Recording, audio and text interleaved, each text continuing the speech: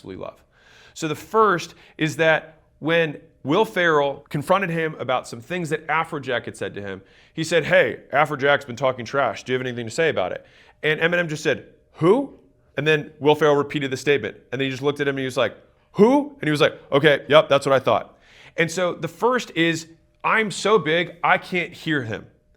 The secondary is that you kill them with kindness, right? So you either grow so big that no one can see them or hear them, or you meet them where they're at on a different game, which is you play on kindness and grace. And so in 8 Mile, Eminem tries to claim all of the flaws that he has so that no one else can say anything.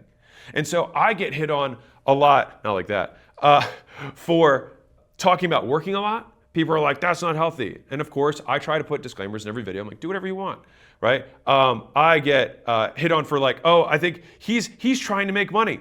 Duh. I try to say it all the time. But people assume that I am trying to hide this from my audience. Of course I'm trying to make money. I'm in business. That's the whole point I do this. And that way, if I always start with, I'm here to make money, when I do something nice, then people are like, oh, well, that was nice of him. Rather than me claiming that I have to be this super kind whatever person. And then when I try and make money, people are like, shake their finger at me. Like, it's not good.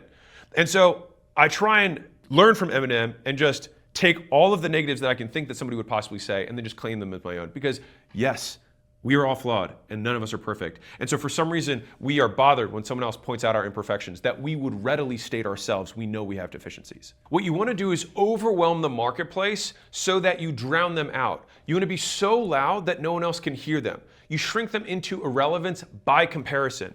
And so there's 2 ways that you can become the tallest building, right? You can knock everyone else down, or you grow so that they become smaller in comparison to you.